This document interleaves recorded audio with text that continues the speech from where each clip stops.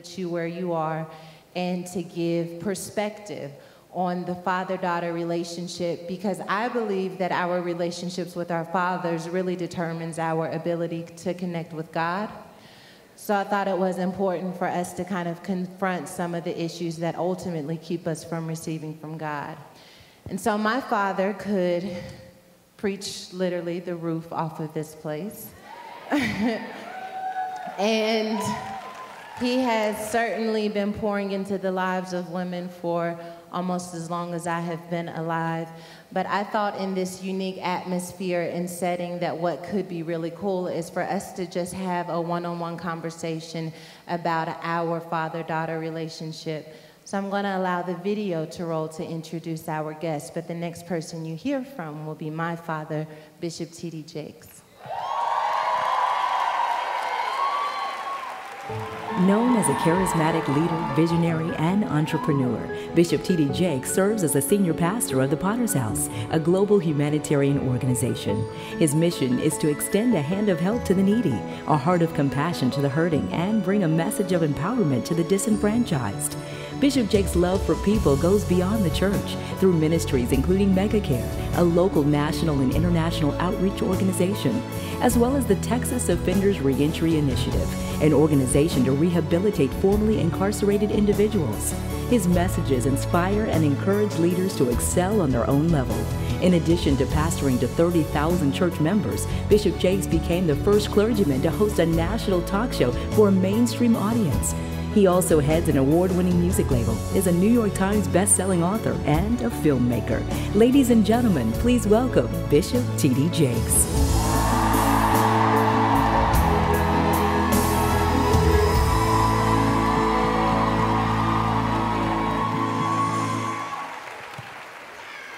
Thank you, Dad. I'm glad you're here. I know that we could have done anything, but I really felt like it would be necessary for us to have this conversation. That video explains so many things that you've done in the world, but it doesn't talk at all about the things that you went through at home as a father. Can you just help me understand what fatherhood means to you and how it shaped you? You know, fatherhood for me is the responsibility of provision and protection, but there's also a responsibility to nurture and connect.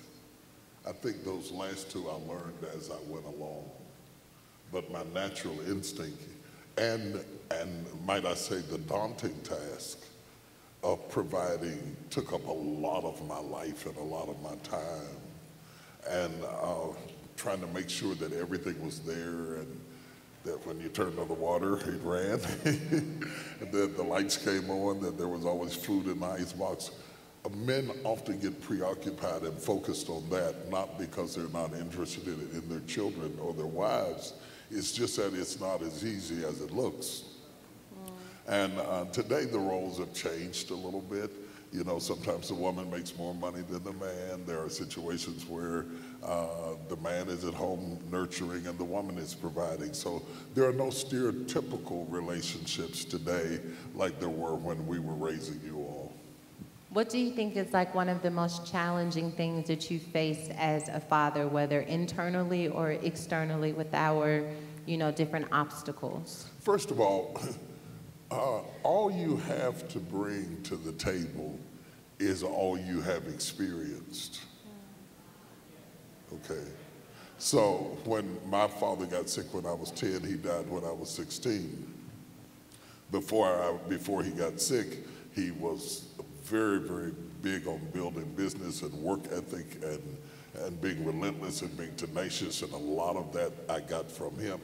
So when I start parenting or when I got married, you bring into the relationship whatever your definition of being a father is. And then that adjusts as you go along. The idea of parenting, of fathering a daughter was intimidating for me because I knew what a boy wanted from his father because I had been a boy wanting from my father. I had yet to learn what a girl wants from her father. One, because I've never been a girl, And Praise never, the Lord. don't plan to be one.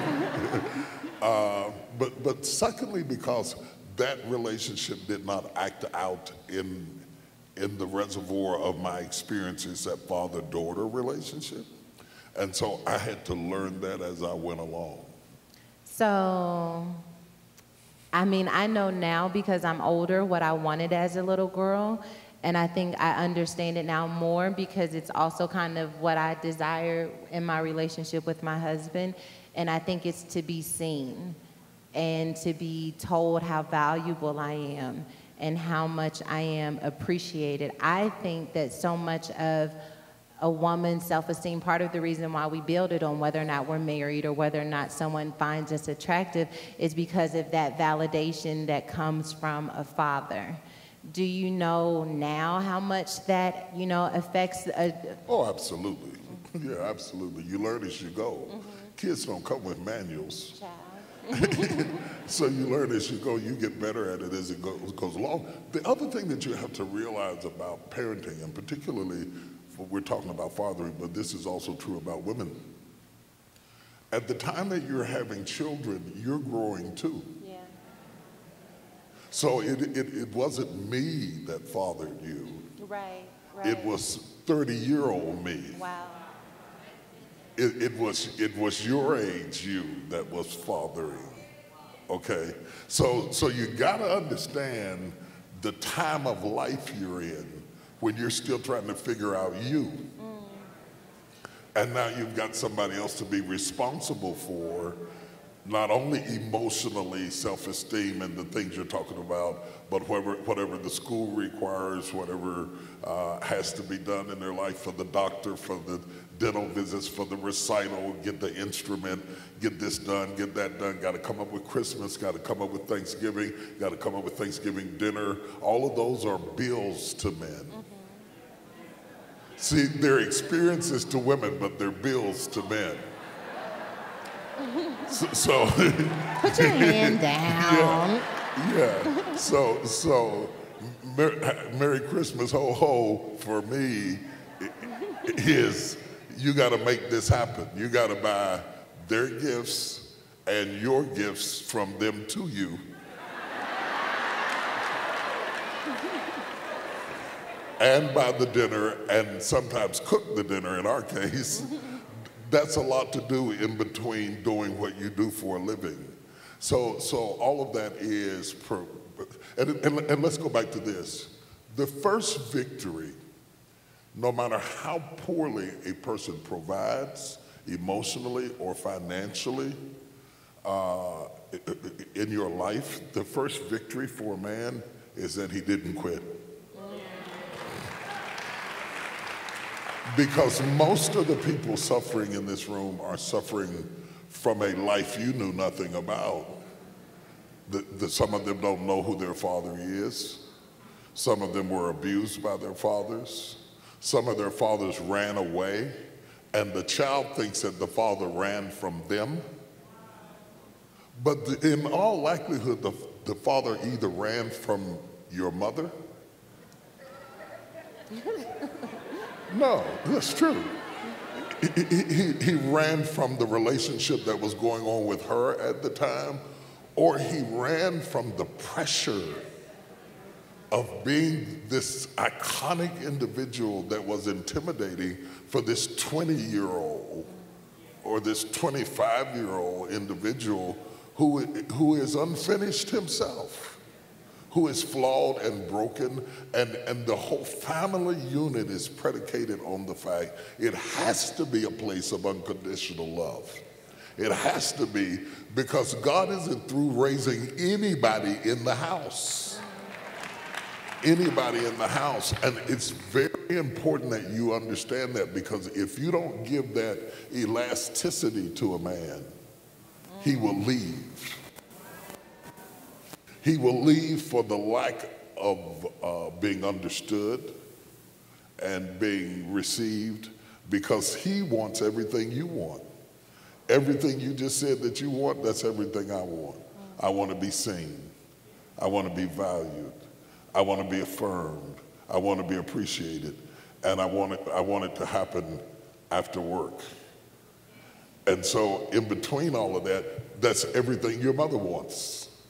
So everybody wants. So you come home to hunger, tired.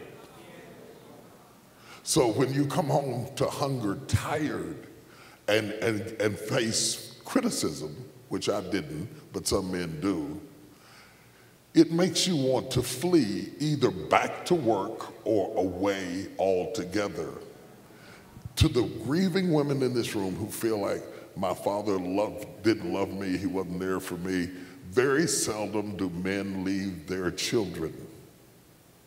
They leave their situation or they leave their spouse, and they don't know how to build a relationship with the child apart from the mother, or the mother won't let them.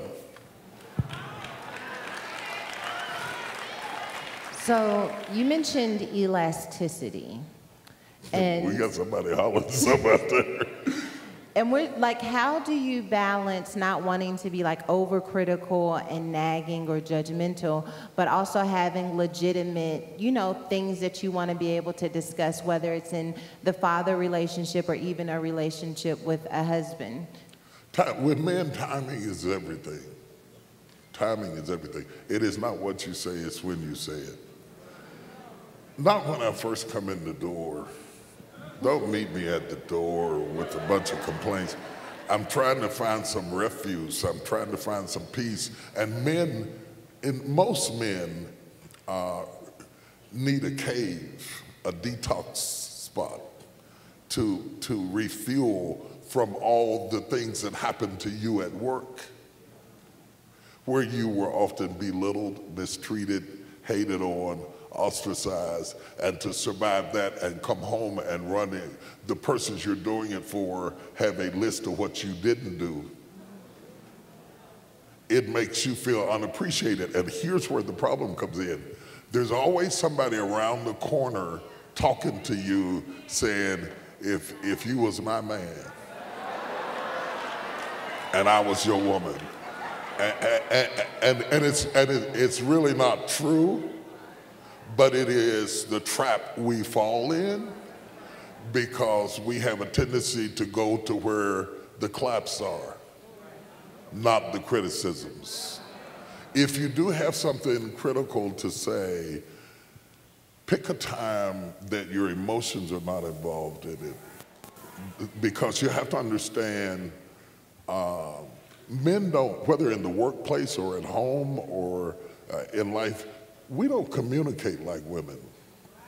We communicate very differently. That's true. And so understanding what you mean is a process. Your mother will tell you my famous line with your mother, my famous all-time 37-year-old. There has never been a year in the 37 years we've been married that I didn't say this at least 100 times during the year. What do you mean by that? Because what she said and what I heard are often two completely different things. And the same thing is true in reverse. What I said versus what you hear is two different things. I might say, I don't like your dress, and you might hear, I don't like you. We can compartmentalize one issue from the other and speak about the issue and then wonder why the individual is mad. Because for us, it's about the issue. It's not about the individual. But the woman often feels affronted, A. B, most women grew up without a man, so she wants me to be her girlfriend in pants.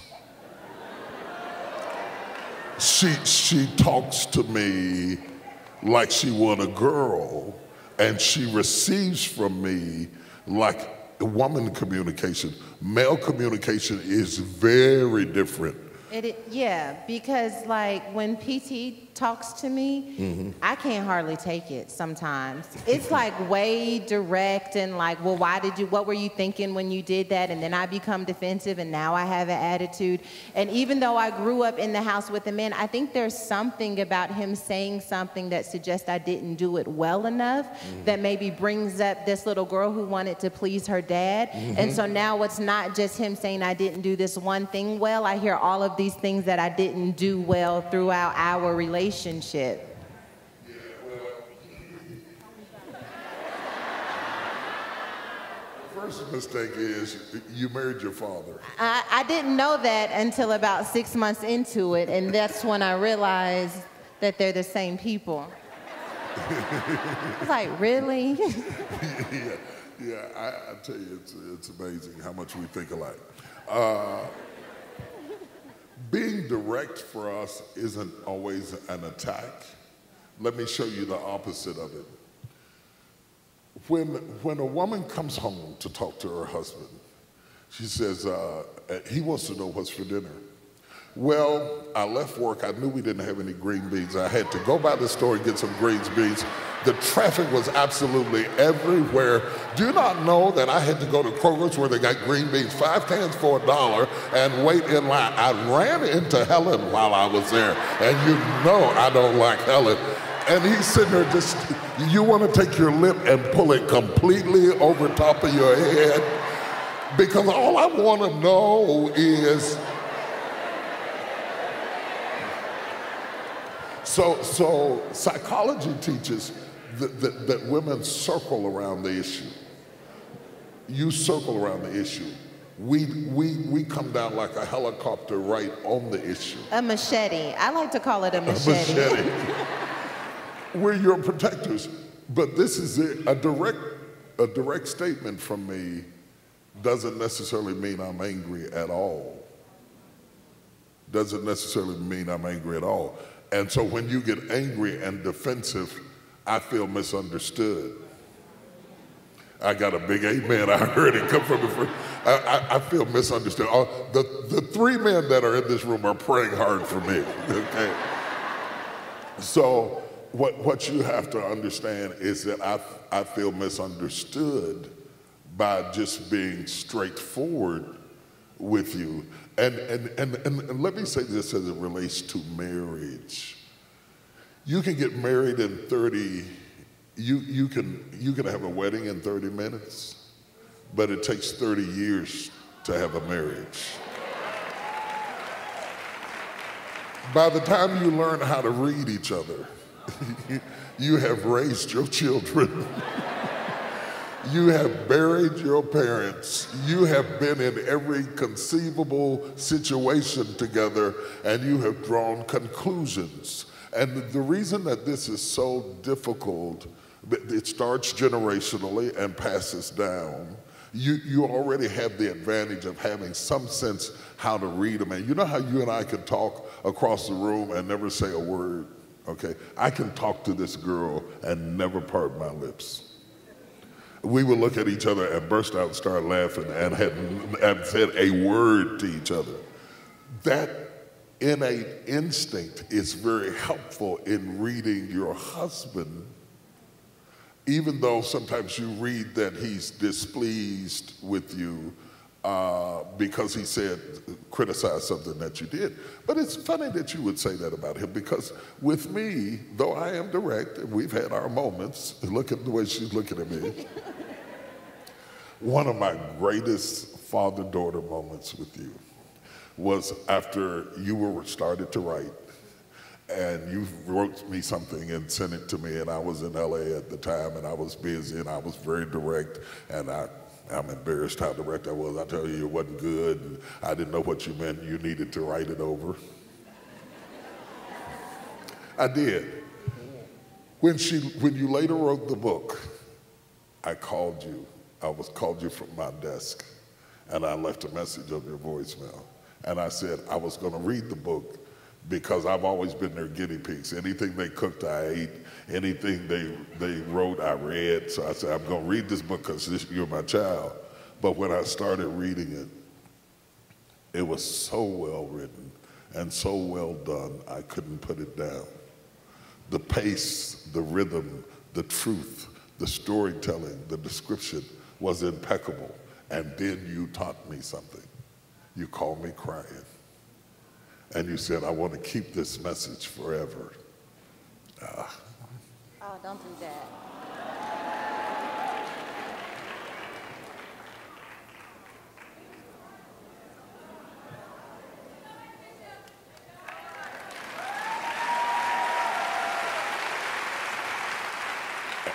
And you said something to me that I will never forget. You said, because this girl is extremely deep. She's real deep. She said, what gave your compliment so much validity is the criticism that preceded it. The fact that you had the courage to tell me when I was wrong makes me believe you when you tell me I'm right.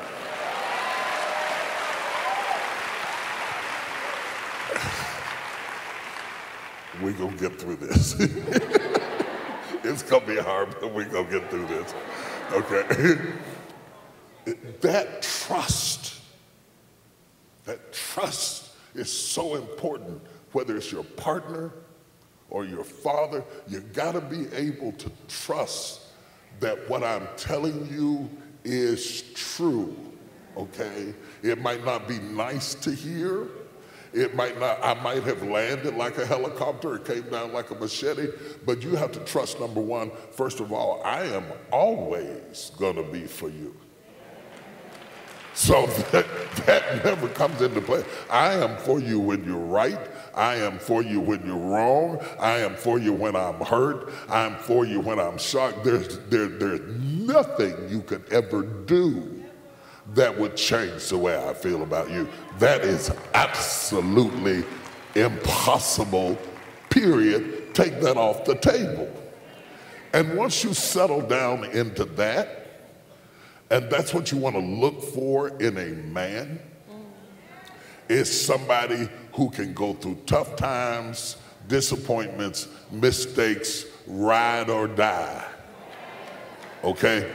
Admittedly, we all have our weaknesses, okay? And women often bring up to men their weaknesses.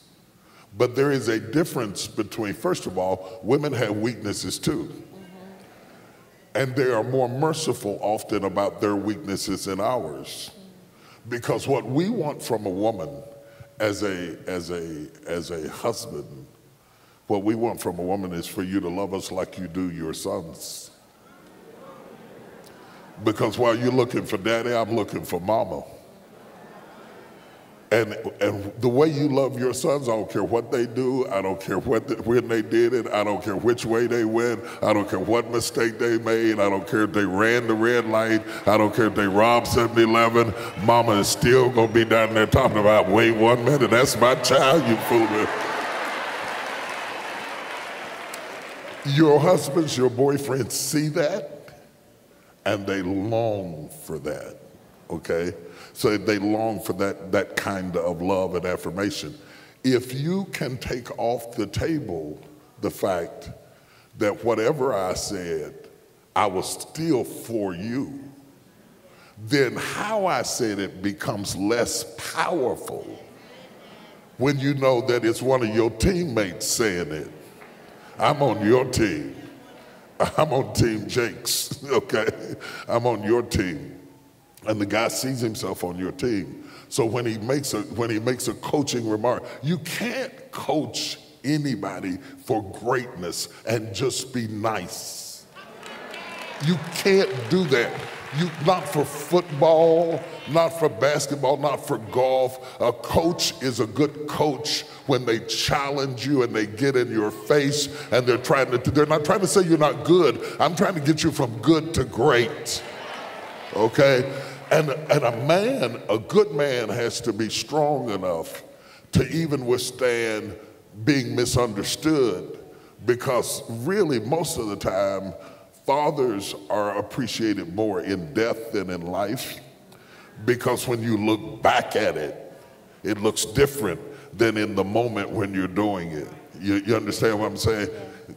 So I think part of the reason why I have the work ethic I do is because of how you coached me through my teen pregnancy. I'll never forget you telling me you can survive this, but you're going to have to hit the ground running. I think what I know now that I didn't know then was what exactly it was I was trying to survive. And I think that what I thought I was trying to survive was becoming daddy's little girl again, where I could be seen as innocent again and as pure again. And I think when I got pregnant, that coaching kind of translated to me that you were so far from that there was going to take a lot of work for you to get there. So when you talk about... Hold it. It was never about you being pure or innocent. I assumed you were human when you cried into the world. That was never the issue. That is seldom the issue with men. Your mother says I'm the least judgmental person she ever met. We will give each other slack for days and days and days. When a man says another man's a dog, he's a dog. He's a real bow wow, okay? So he's a real bow wow. It wasn't, the nature of the relationship was not built in my mind on pureness or innocence. It was you. See, but it wasn't that for me. Because I thought like I was like daddy's little girl. You are. I know. But I felt like I could do something that would make me lose that. Never. That's not possible. That's not possible. You could scare me to death. I could be worried to death. You could break my heart. You could do all that kind of stuff. But there's nothing you could ever do that would change how I feel about you. See, knowing this is important because this is the first glimpse into understanding what Jesus meant when he prayed and said, "Our Father." That is an irrevocable relationship the rest of your life. If you're 900 years old, you're still my baby girl. If you got no legs, you're my baby girl. If you're a hoe on the street shooting dope, you're still my child. Don't you ever forget that. Don't you ever forget that. I don't care what. And as long as I'm breathing in this world, I will fight for you. I will come and get you. I will drive the getaway car.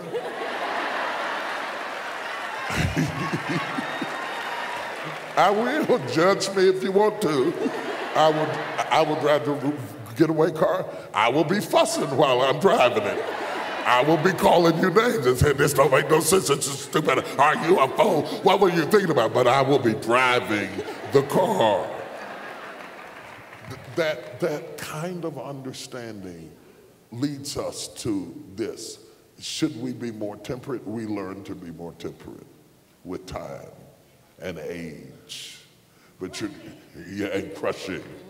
And crushing. By the way, I'll be signing crushing after this at the lobby.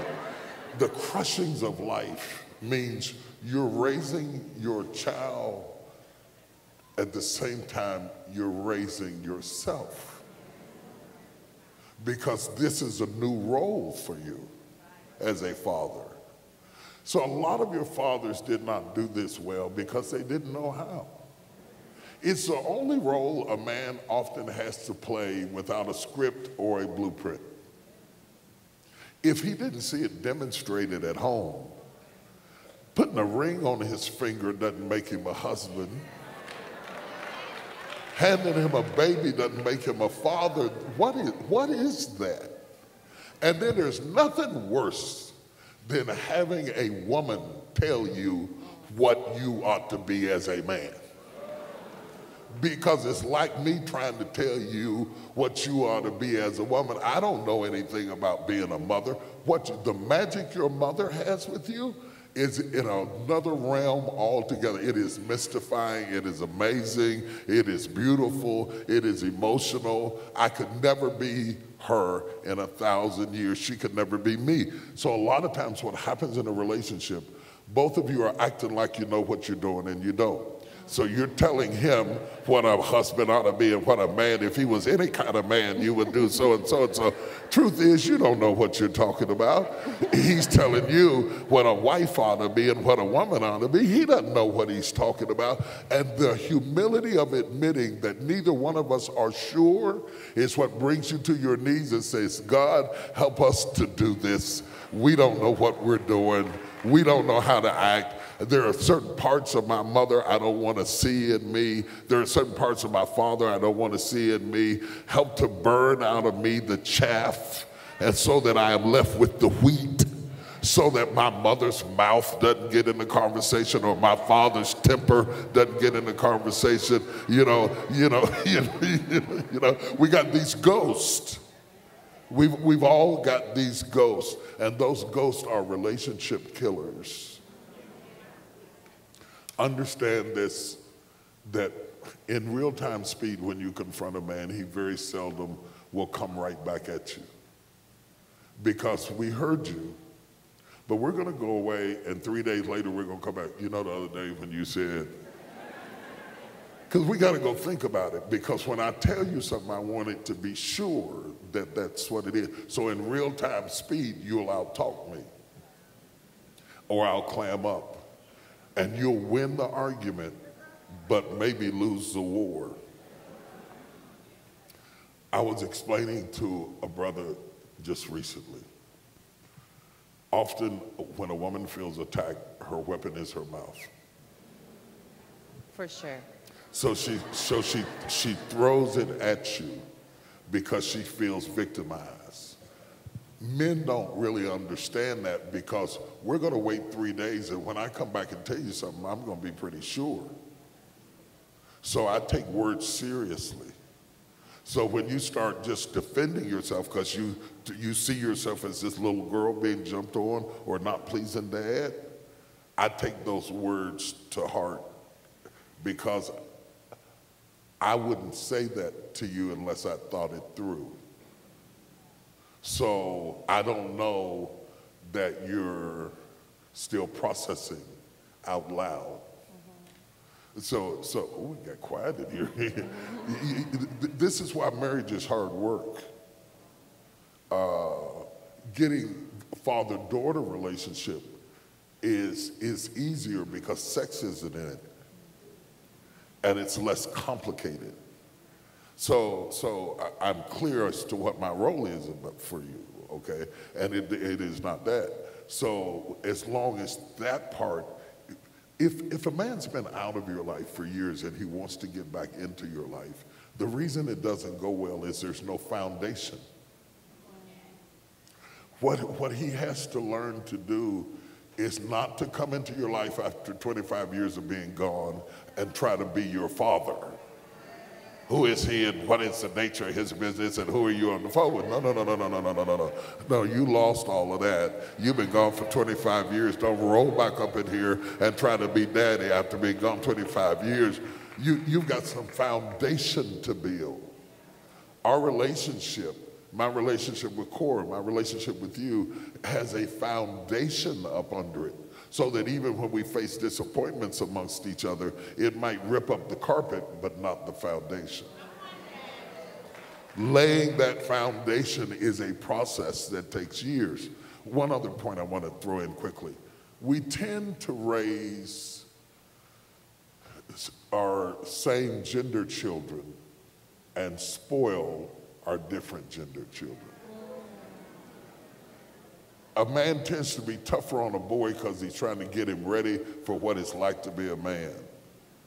And you can spoil the girl, and a woman tends to be a little tougher on the girl because she knows how tough it is to be a woman. But her son can get away with murder. So the boy fools the woman all the time Mama, she just wasn't right. Well, you don't need her nowhere. Come on over here, baby. You don't need her. She doesn't dig down into him, and men need to be digged down into.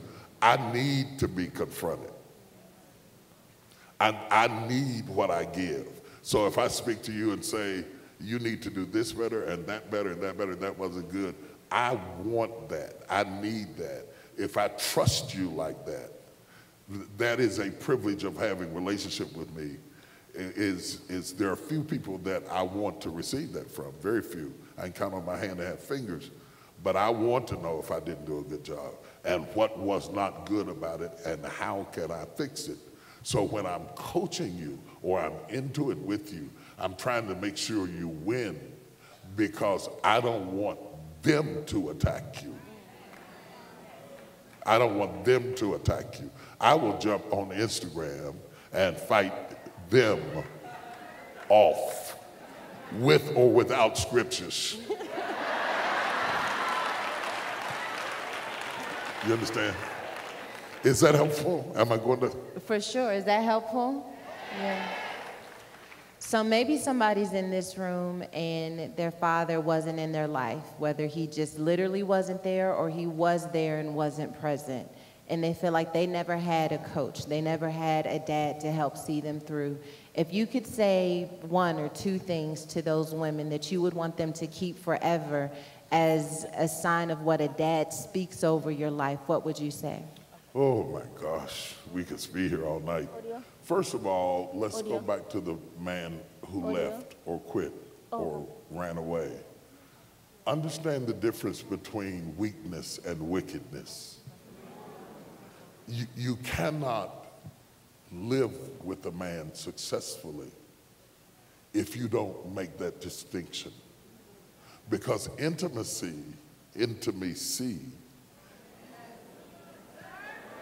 means I can trust you with my weaknesses, okay? You enjoy my strength. You benefited from my strength. You have to be able to embrace my weaknesses or I'm not really wholly there with you. And then I start showing up and not being there because we are cavemen. So we go in a cave and don't come out. Something scared us into a cave. If a man's in a cave, something put him in the cave, and sometimes he can't get out by himself. He's trapped in his own cave.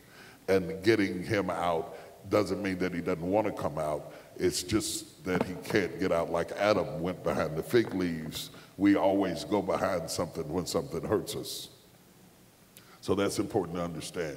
So him leaving may have been his cave, his escape. He may have been weak in areas, like your sons are weak in areas.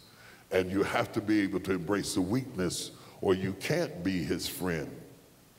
And the underbelly of the relationship is friendship, okay? Now there's a sharp distinction between weakness and wickedness. Going in your child's bedroom at night, to me, that's wicked. That's wicked.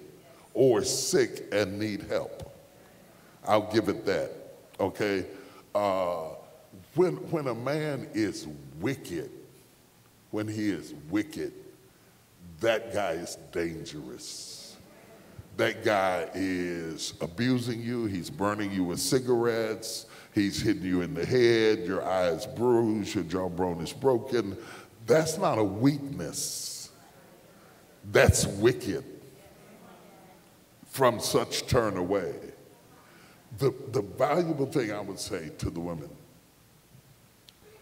who had no fathers, I am saying, first of all, that God will always bring somebody into your life to give you what you didn't get. It may be a grandfather, it may be an uncle, it may be a professor at a university. There's always somebody who comes along who gives you what you didn't get. Here's the challenge though. If you're so bitter about what you didn't get, you don't have the ability to receive what God is sending from someone else in your life. Ultimately, you're a grown woman. And when the rubber hits the road, you're out there. It's like having a baby. You are on your own, sweetheart. But to have the fortification of somebody who says, I got your back, I'm there for you, I'll cover you, I'll defend you, I'll fight off your enemies, but I might fuss at you about them when I get home because you brought that on yourself, because you told her your business, and that's how your business got out there, and it never would have happened if you'd have shut up, and you didn't have to do that. Shut up. Yeah. That begins to set some ground rules. I'm old school, and what I'm saying is old school, and it's outdated. And I know people don't think this way anymore. But it's hard for a woman to be without covering. I don't think that you were meant to be without covering. That you had to shovel the snow and drive the car and go to work and do it all.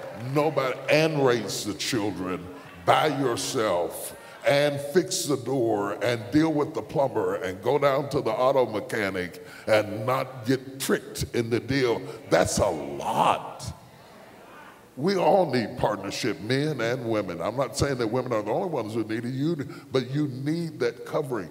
The thing now is, the popular thing is, I don't need anybody. I don't need anything. I'm all right by myself. I make good money. I went to school. I got a degree. I can take care of myself. I bought this house. I'm fine. And that's fine if you choose to do that. You will probably die alone. Now, at 30, that's sexy. Alone, got your own car, got your own house, going by yourself, doing whatever you need to do. I'm all right, I'm fine. At 60-something and 70-something, that's not so sexy at all. My back is out, my knee is out. We gotta help each other get up off the couch.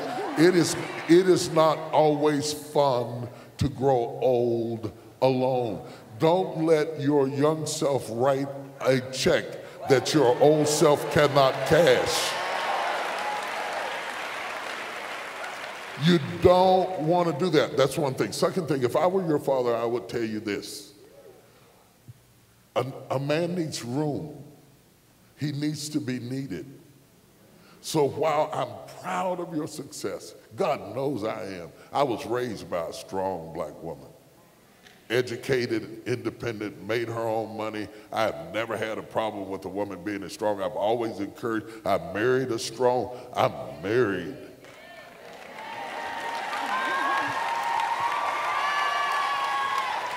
The most amazing thing for me over the years was to see how extremely strong your mother is. She is absolutely a superhero that needs brass bands around her. No, I'm telling you, she's soft-spoken. You don't have to pop your neck to be strong. There's a difference between being mean and being strong. Everybody mean is not strong. Most people who are mean are actually weak and they're trying to defend themselves. So there's a difference between being mean and being strong. Just because a person is soft-spoken doesn't mean that they're not strong. She's been tested in the fire. She's been tested in the hospital. She's been tested in the labor room. She's been tested at the graveside. I've seen her in so many situations where she's absolutely amazing. So I don't have any problem with you being strong. But the day you become so strong that your diploma is telling me how much you don't need me, don't expect me to be attracted when you hung out a sign that said no vacancy. So that means I need to understand what I bring to your life, especially when you are so gifted. What do you get from me that you wouldn't get from anybody else? Why am I important to you? Why am I here? And if you are at least equally as verbal about why you need me as you are verbal about what you have accomplished, Do you not know you just created a room for me to live in? So without that room for a man to live in, he needs to be your hero. He needs to feel significant, especially if he's a minority and deals with a world that treats him as insignificant. He doesn't want to come home and have that insignificance reinforced. And because men right now are lost, completely lost, like nothing I've ever seen before, the desperation for identity is staggering, because we're trying to figure out as a species, as a gender, who are we now? Where do we fit? Who needs me? That leads to drug abuse, affairs, suicide, death. Creating that space for him to dwell in, whether in the home or in the workplace, if you're working with men, just because you can do it doesn't mean you ought to do it. Delegating some area where I get to be important too feeds what I need to be fed as a man in order to go forward. These conversations are the kind of conversations that we have around the dinner table all the time, even if you weren't here. And if you're a woman out there wondering what it would be like to have a father, it would be like this. It would be like this, only there'd be some chicken and some potato salad and some cornbread and some collard greens and whatever you eat. And I know we've gotten away from family dinners, but that's where things get talked about and worked out and discussed. You cannot just live off of Happy Meals and fast cars and hold your family together. I'm not even saying you got to cook it, because I married a woman that couldn't cook. Strong woman who couldn't cook. Yeah. I taught Sarita how to cook. Now, to me, she cooks better than me. But I married a woman that couldn't cook. But I also married a woman who created a room for me. She wasn't competing with me. I never competed with her. If she's in charge, I step back. I step way back. That's her area of rule. I learned not to be too helpful. I learned that when she talks, she doesn't want me to solve it. She wants me to listen. That goes against everything in me. Because if you brought it to me and you're upset about it, my first instinct, whether it's you being pregnant or whether the car won't start or whether it's somebody who gets on your nerves at work, my first instinct as a man is to fix it for you.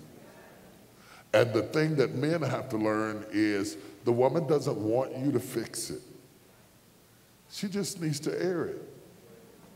That was an aha moment for me, okay? That was a big aha moment for me. And if she boils around to asking me what I think, then I say something carefully. But understanding those sorts of things are very important. I want to say one other thing. Whatever has got you hurt, your first husband, your divorce, the husband you got now, hurt you, cheated on you, did something, daddy left you, whatever hurt you, you have got to learn to get over it quicker.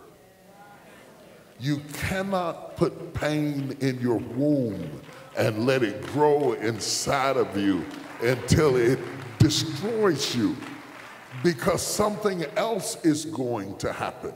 and something else is going to happen. Life is like a soap opera. Something is going to happen all the time. And after a while, if you don't learn how to expel the bad and take in the good, then you're going to be a dumpster for life to dump all its trash on, and all you're going to do is grow old and be bitter and angry. Life demands that we get over things because other things are going to happen, and your life goes by you in a moment. I cannot believe I'm sitting here talking to you.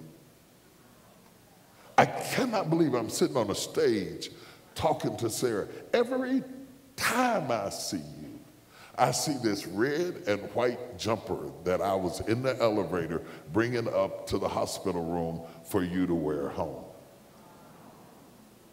I can see it like yesterday. And I can remember us cuddling you up and carrying you out of that hospital. Your mother having you in her lap in the wheelchair, being brought out of the hospital. And we trying to make room in our little raggedy car to get you home. And look at you. Look at you. Everything happened in between now and then. Everything happened. I've disappointed her. She's disappointed me. We've gone through ups and downs and hills and valleys just like anybody else. We lost our parents. We were in the hospital sleeping, trying to take care of her mother, trying to take care of my mother. We lost both of them. We buried both of them. We went through all kinds of stuff along the way. It happens so fast that what you have to do with pain is look it straight in the face and look at it from more angles than your own. Okay? Because the art to living with somebody is thinking from their side. Okay? And so when you put yourself in their shoes, their background, their body of experiences, then it becomes a lot better, easier to get over it. Okay? And so you have to get over it because something else is going to happen next week. You're going to look up next week and somebody's in the hospital. Somebody got run over by a car, and you look up 2 weeks from now, you know, you're standing on stage. Good and bad things happen over and over and over again. But because you're nurturers by nature, you're nurturers by nature. It works out good for us in your womb. It works out good for us in your bed. But it works out bad for you if you take that nurturing skill and use it in your mind to nurture negative, painful, hurtful images that you hold in the womb of your mind for years and years and feed them. You breastfeed your pain by bringing it up again and rehearsing it with other people and talking to other people about it. You keep it alive. And so what the enemy is trying to do is use your God-given instincts against you. Eve was a nurturer. She was a caretaker. She had breasts. She was going to be a feeder. He took everything about her that was amazing and used it against her to tear down the situation she was in. So you have to be careful, because the problem with being gifted is that every moon has a dark side. When we say it's a full moon, it's never a full moon. There's still as much dark as there is light, okay? And so what you have to understand about life and about people is that there is a dark side, and you have to deal with all of that if you're going to have a whole relationship and be strong. And the only way you can deal with it is emptying out of your womb everything, every bitter, toxic, angry, I'm going to show them vindictive thing, because you won't have enough energy to be successful. Success takes a lot of energy, and you're spending too much energy on toxicity to have the power that's necessary to break through the barrier between mediocrity and to greatness. That's a thick wall between mediocrity and greatness is a thick wall. And you need both your hands free and your feet free. You gotta kick it and punch it and stomp it, and you don't have time to be bitter about nothing. You gotta get your hands free because you only got a minute. And your baby's gonna be grown and you're gonna be gray-haired. You blink again, you're gonna be in a casket or a nursing home. You can't afford to be confused 30 years. You can't afford to be upset for 15 years. You gotta get over this. You get 10 years ago, 8 years ago. Right now it's real popular to go back 10 years ago and 12 years ago and 5. It's real popular. That might make good ratings for news stations, but that's horrible for life. Because by that standard, you will have nobody in your life at all. We have 2 minutes left. Wow. Would you pray over us from the perspective of a father? Can I say that? Yeah. This is big. In our culture, we don't see it as big. In the Latino culture, we might not see it as big. But our Bible is written in the Hebrew culture, where the pronouncing of a father's blessing is a patriarchal blessing that is so powerful. And I want every woman in this room who's had daddy issues to come to this altar as quickly as you can. Daddy issues turn into marital issues. I don't trust him because I couldn't trust my dad. I don't think he's gonna stay. I got abandonment issues. I'm angry, I'm fearful, I'm afraid to open up, I'm afraid to give myself, I'm afraid to trust. I don't feel pretty, I don't feel valuable. I don't understand men. I'm hurt. I've been through all kinds of stuff. You can't let your past rob your future. That's too much power to give folks who are gone on about their business. If they can live without you, you can live without them. Let them people go. Let them people go. If you can get over me, I can get over you. I cry till you ain't crying. I see you at the club smiling and partying, and you think I'm gonna be home crying? No. I'm gonna do like David and wash my face and anoint my head and go on with my life. I taught my daughters to be strong, to be self-reliant, to have a man because you want one, not because you need one. To be able to take care of yourself, to have a vision for yourself, to have a dream for yourself, so that you can be partners together in life, equally contributing something to life. I taught my daughters to have a vision and to fight for it and to have a mind. Too much emotions, not enough mind.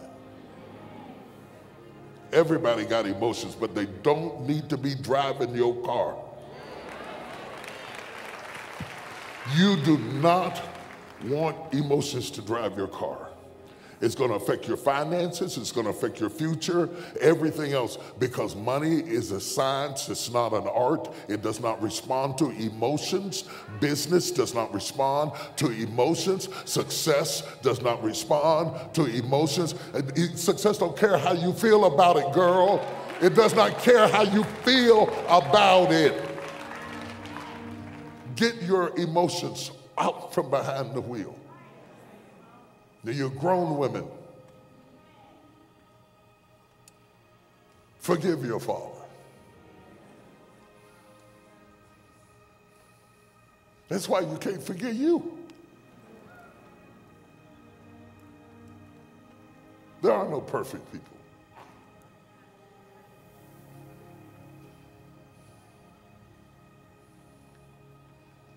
Let him go. Whatever drove him probably had nothing to do with you. If he strung out on drugs, if he was gay, that don't have nothing to do with you.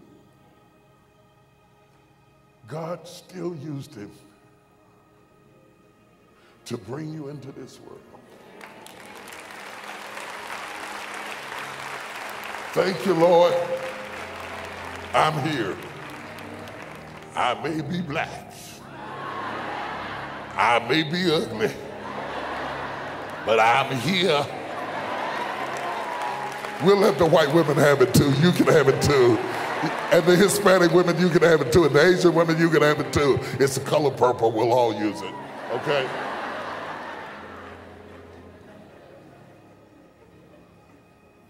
The right hand of blessing of the Father over your life. I speak what your father couldn't. I speak blessings over your life. I decree and declare that you will be whole and healthy, that you will be a survivor and strong, that your visions will come to pass in your lifetime, that you will eat the fruit of your labor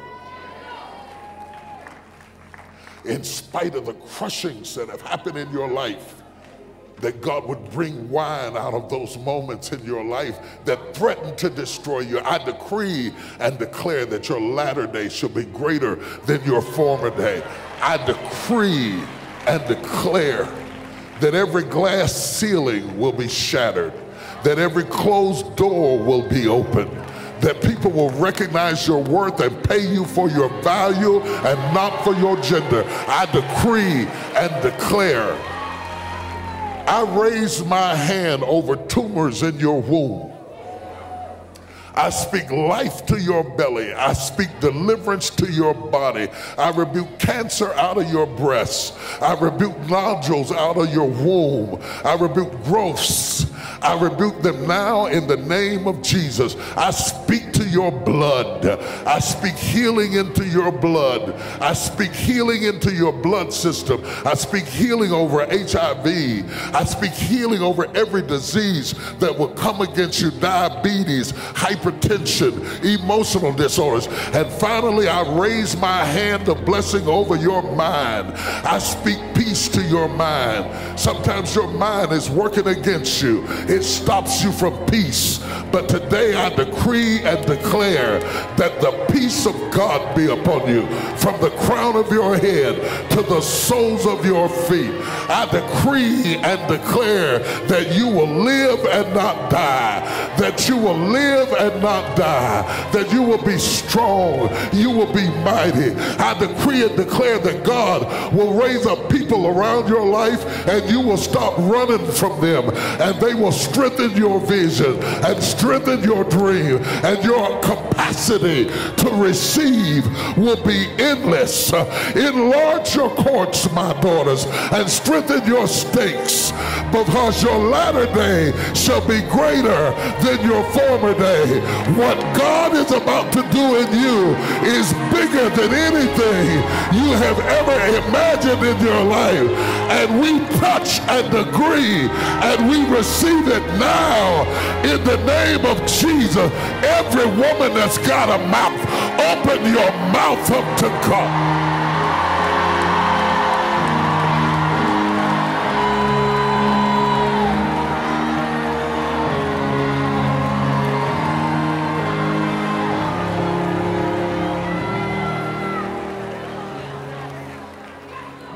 And as I close, I'm out of time.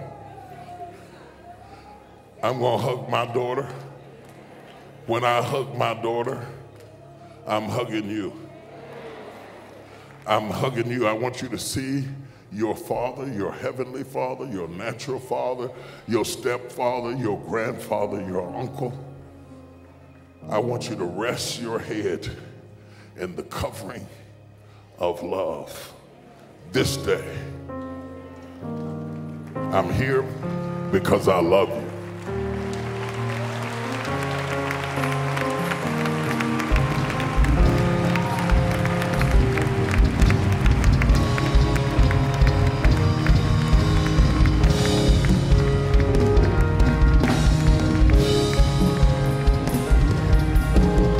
praise.